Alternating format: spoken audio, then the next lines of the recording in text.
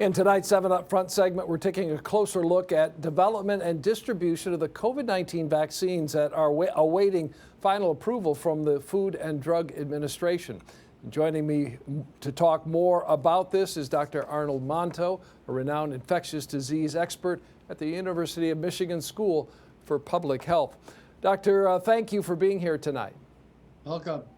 Hey, let's begin with the approval of these vaccines. The UK has already approved use of the Pfizer vaccine. Why is it taking us a bit longer here in the US? And in layman's terms, I guess, what's that approval process like? Well, the FDA in the United States doesn't just accept the data that the company presents. The FDA gets raw data and does their own analysis to make sure that what is being claimed is valid.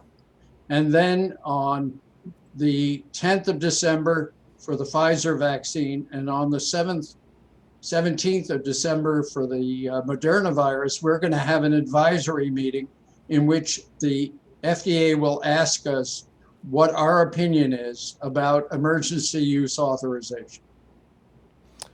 Do you expect any trouble with that authorization being given? Well, you never know what comes out in an analysis.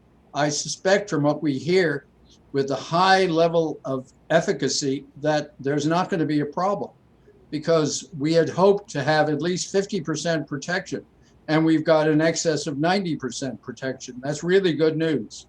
And how about a word just with the incredible achievement, the work that has gone on in what, 10 months' time? To come up with a vaccine? I mean, it's really unheard of, isn't it? Well, we're really fortunate in a couple of ways. First of all, we were ready to do this because people had been working in labs on related viruses that cause the SARS and then the Middle East respiratory syndrome. So they were ready.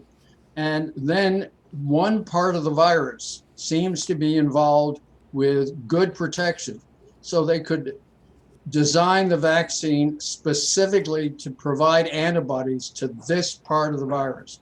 Very good fortune. Now, these vaccines will require 2 doses, as I understand it. What's the wait time before a second shot? Will it simply be a case then of making a follow-up appointment to receive that second shot? Right. The second shot is in approximately 3 weeks.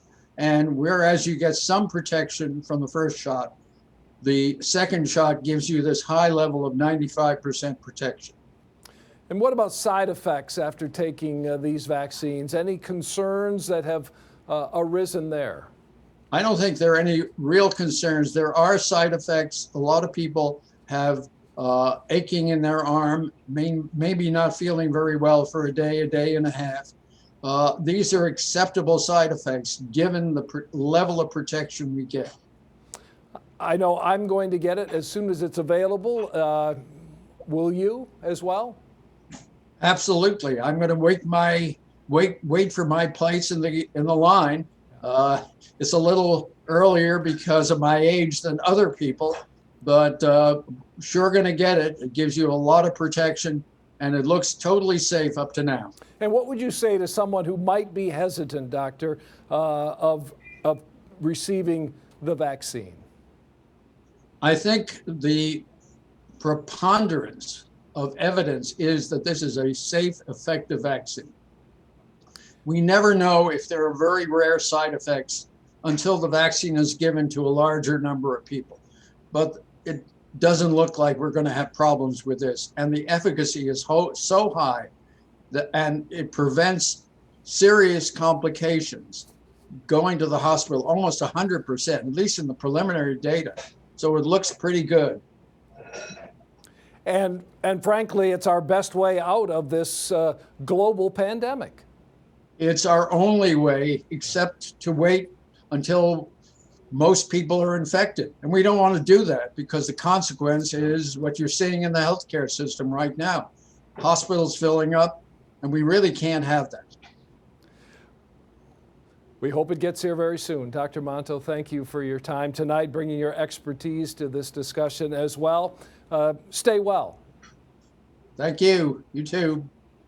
Dr. Monto from the University of Michigan public health unit there with his expertise. And you can